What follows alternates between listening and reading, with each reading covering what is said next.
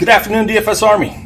Happy Monday, August 5th, 2019. Hope all of you having a great start to your work week. Today we're going to look at some cash builds for FanDuel and DraftKings. Talk a little stacks, answer a little questions that you have maybe on today's slate. But also be on the lookout. I'm going to do these MLB cash builds every day through the week. Got NFL preseason Thursday, so I'm going to do a video, probably drop Wednesday night or Thursday early morning for the NFL preseason. Also, college football coming around the corner. Plan on coming here and talking a little bit of construction for that. We got NFL coming as well. It's a great part of the season. We also NBA, when that comes up, I'm gonna be doing a bunch of NBA videos, man.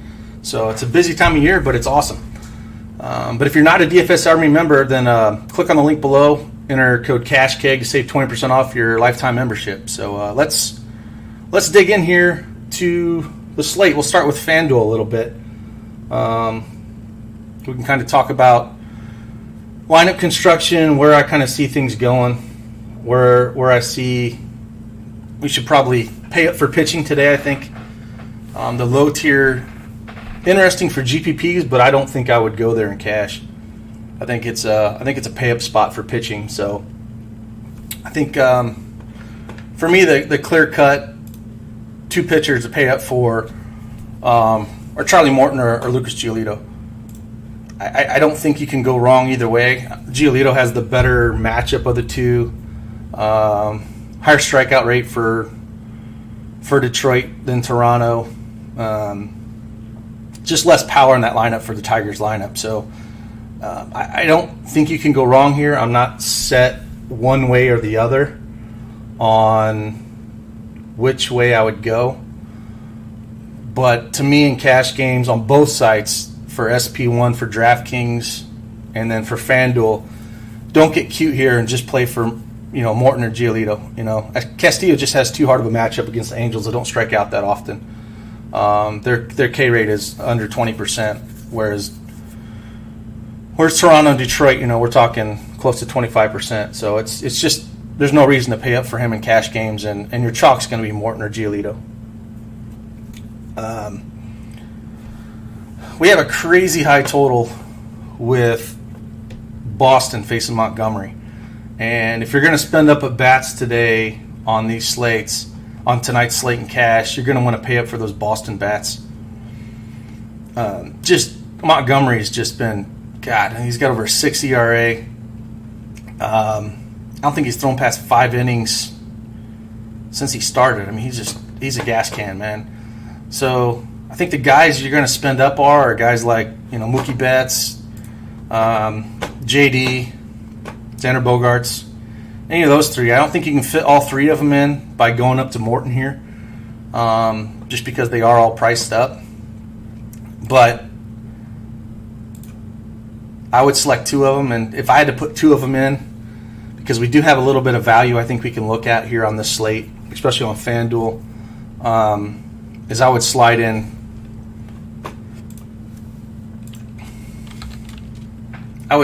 two of the three of these guys in your cash builds. Like I said, I don't think you can fit all three of them in without loving your lineup a little bit.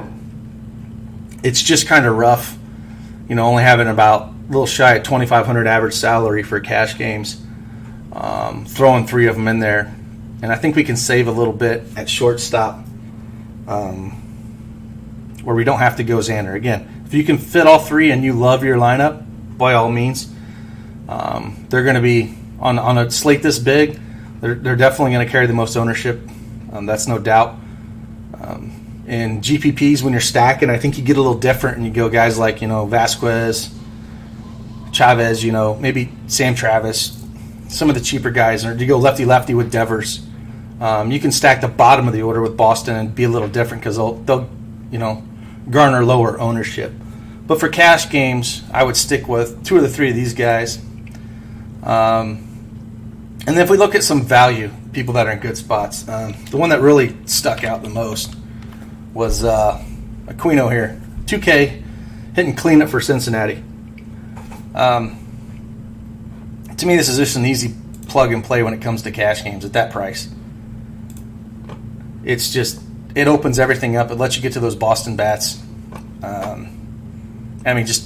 Yeah. Just don't overthink certain things like this. When it comes to the Boston guys and a couple of these value bats, right now that's kind of how I would start my cash builds on FanDuel. There's a bunch of ways to go. We got some cheap Milwaukee bats you can look at. If Travis Shaw is in the lineup, he's only 2,100. You can throw him at third base.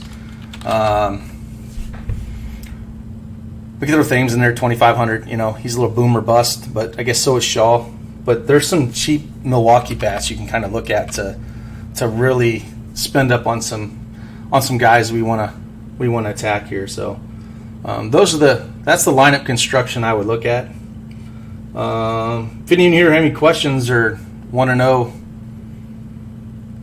on FanDuel how do you approach cash tonight, just let me know. I'll answer any questions you have.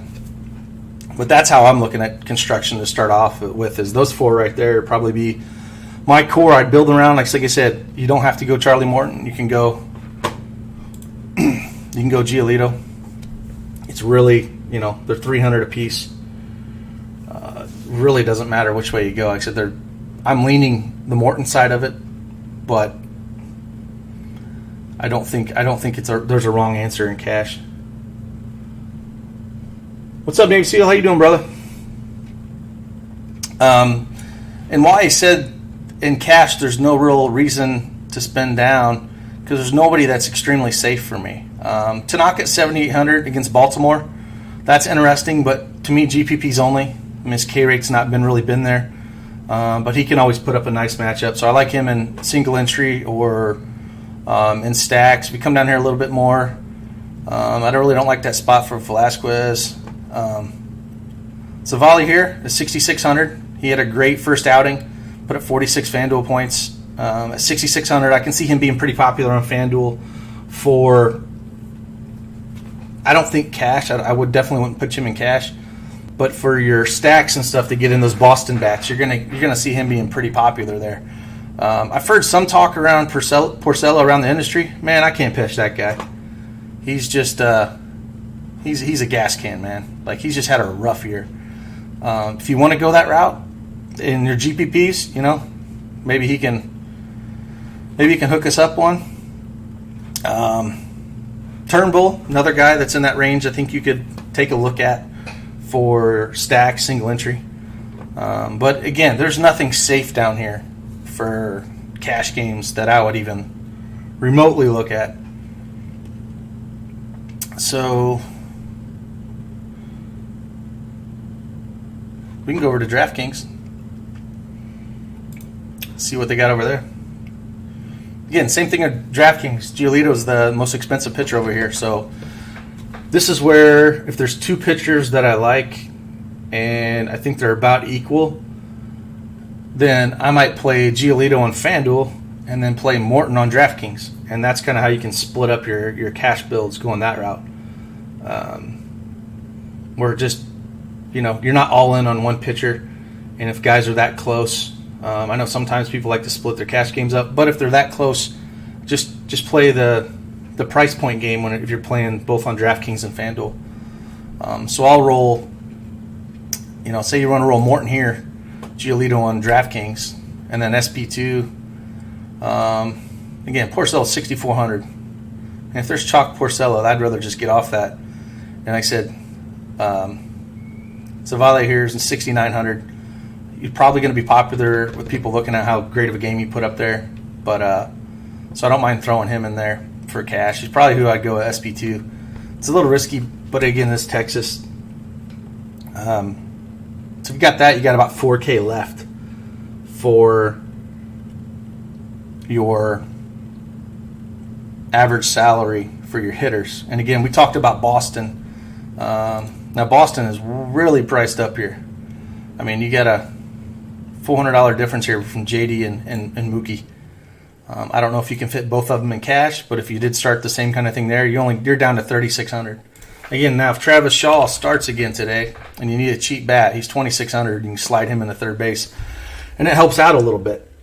But you throw a couple 5K guys in your cash game when you spin up a SP1, it does hurt a little bit. What's up, Dewey? How you doing, brother?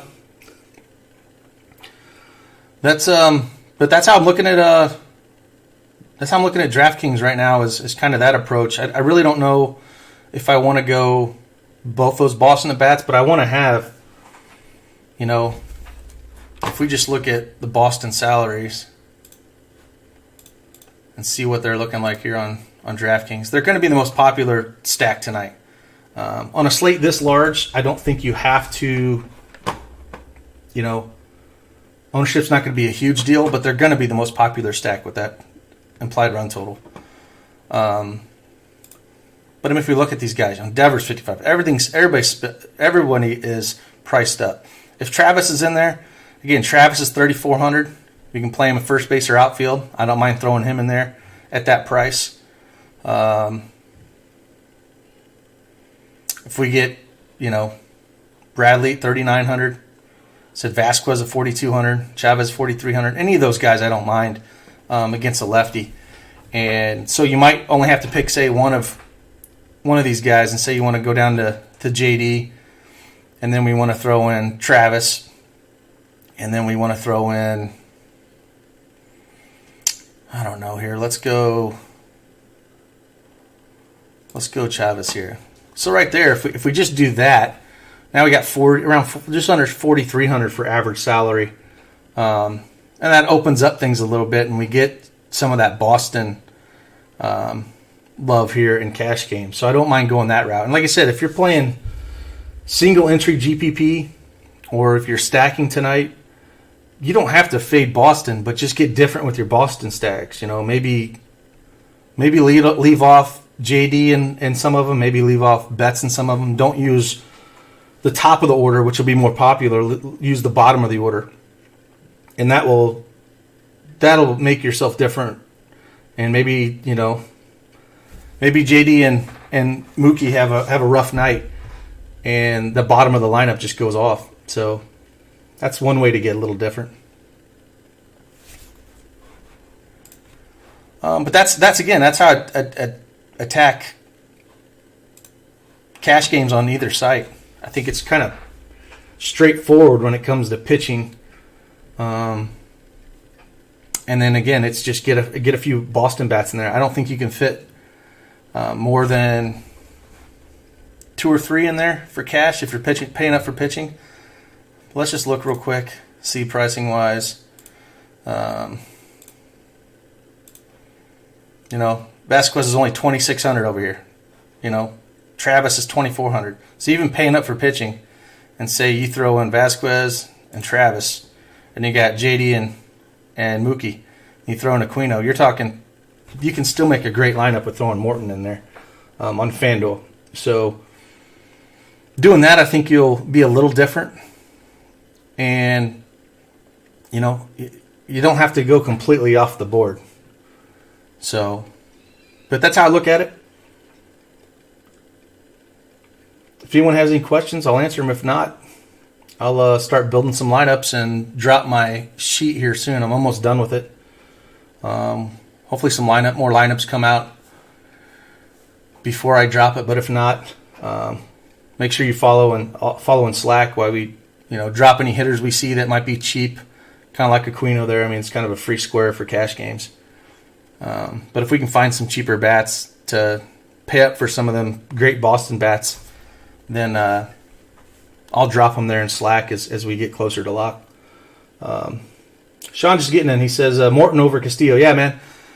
For me in cash games, it's too easy. Morton or Giolito over Castillo. Castillo's more a GPP play because he'll be lower owned. I definitely wouldn't overthink that. I wouldn't pay for him in cash games. Not against the Angels lineup.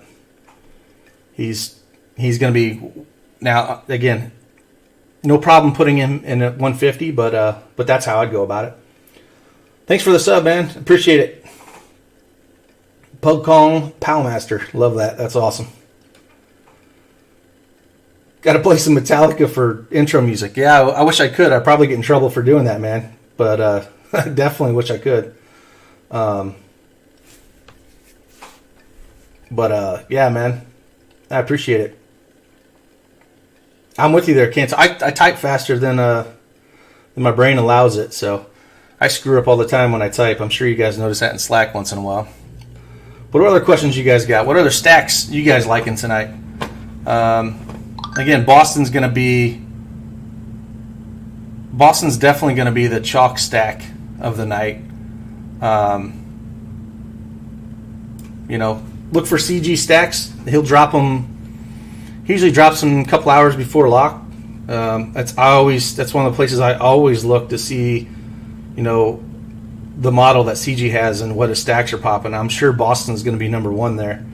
Milwaukee, like you said, they got some real cheap bats, so you could fit in a stud pitcher like Morton and some cheap Milwaukee bats like we talked about with Thames, Shaw, old Moose, Yelich. All them lefties fit right into there.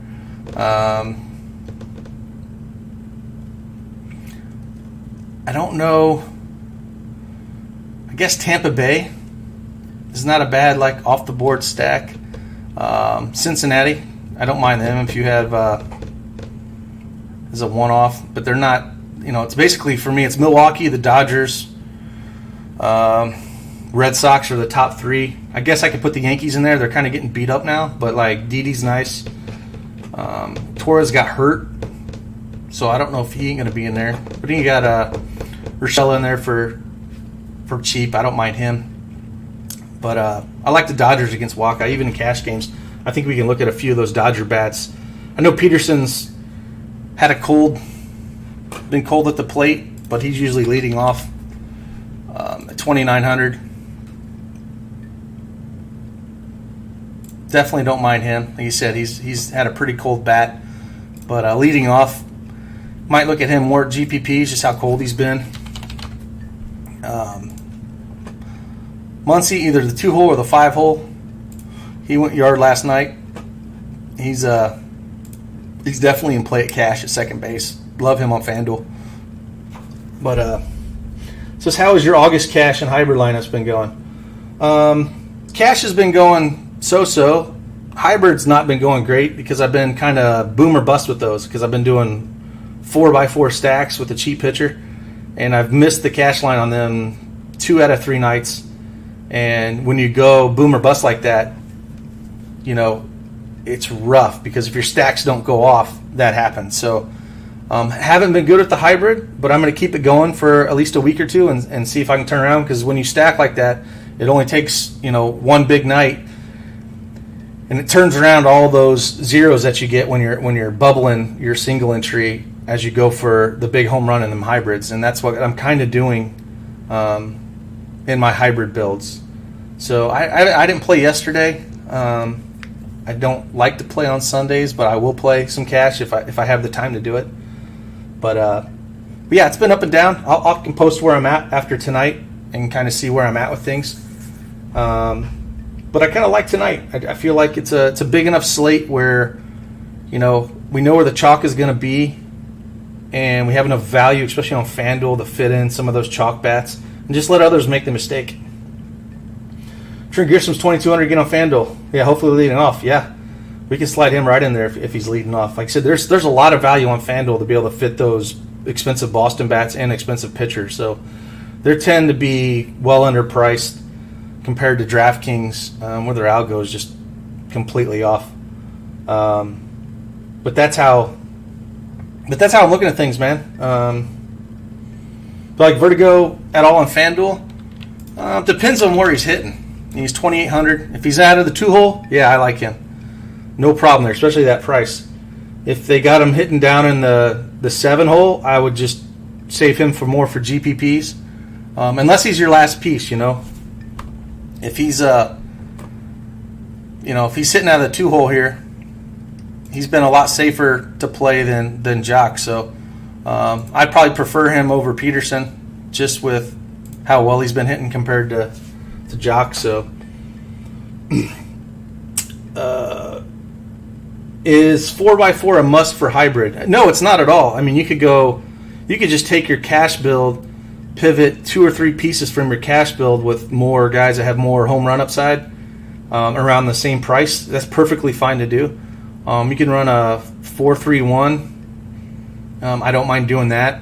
I was just kind of testing to see some stacks like that to see how it pan out, because it's kind of new running the hybrid off the cash lineups and just kind of see how it does. But no, there's no specific for a hybrid, not at all. There's a couple ways to approach it. I guess. All right, Dewey. All right, stay safe, brother.